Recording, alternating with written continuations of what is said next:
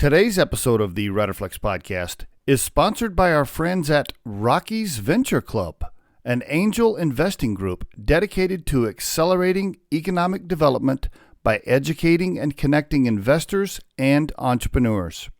Their mission is to advance economic development in the Rocky Mountain region. And on today's episode of the Riderflex podcast, a topic I've mentioned before, but it feels like it's getting worse. Wanted to bring it up again. Ghosting your job interview. You know, when you have something scheduled with a recruiter or an employer and you just don't show up for the interview, you don't communicate in any way. Or let's say you were in the middle of the interview process. Maybe it was your second or third round and they're trying to get a hold of you and you just disappear and don't respond. Or even worse, you got the job offer and you disappear or don't respond.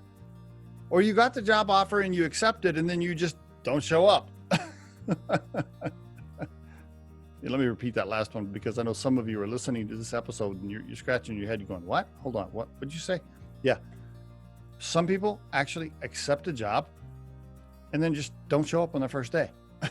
And then when the manager calls them, they don't respond. They just disappear. This whole ghosting thing. Okay. So what's the point of this particular podcast? All right, let's set aside the fact that ghosting is bad judgment, poor behavior, hurts your reputation, all of it. Let's just push all that aside for a second. The other thing it does to you, the job candidate, you're flushing your own investment down the toilet. What do I mean? Okay, here's what I mean. You already invested time. You already spent minutes looking over the job description, applying for the job, going through your first interview, etc. However far you got in the process, you invested time. You already put in a certain number of minutes. Why flush all that down the toilet by just disappearing? I don't understand that, okay? Think about it that way. When you ghost somebody in a situation, whether it's the interview that got set up, you're in the second round, third round, whether you didn't show up for a job offer, whatever it is, as soon as you go into this ghosting behavior, you're flushing your own personal invested minutes down the toilet. Combined with all of the reputation stuff that we're not even talking about here. Okay, so stop wasting your own time.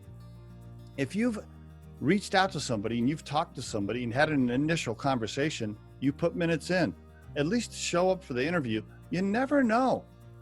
You might develop a relationship with that recruiter or that employer for something else down the road. Maybe it'll open other doors for you. So if you've changed your mind, that's cool, but don't just ghost the situation. And by the way, last thing I'll mention on this, you know what ghosting really is? Okay, I'm going to use an old school Oklahoma description. I grew up in Oklahoma, by the way. Here's what ghosting is. It's chicken shit, man. You're just chicken shit. That's what you are. You don't want to call the person back or face the person and tell them you changed your mind or you don't want the job because you're scared. Okay? So act more professional. Come on, stop doing that. This ghosting thing is just terrible behavior. I mean, is that the way you want to be treated? I mean, really? And there is your Riderflex tip of the day. The Riderflex podcast features entrepreneurs, business executives, and the stories behind how they got there, as well as daily tips on career advice and job interviews. Our show can be heard just about anywhere these days, but you can visit riderflex.com and click on the podcast page to hear all the previous episodes and learn more about the recruiting and consulting services we provide. Contact us at the email address info@riderflex.com or 888-964-5876. Thanks so much for listening, and if you enjoy our show, please be sure to subscribe to our channel and like the episodes.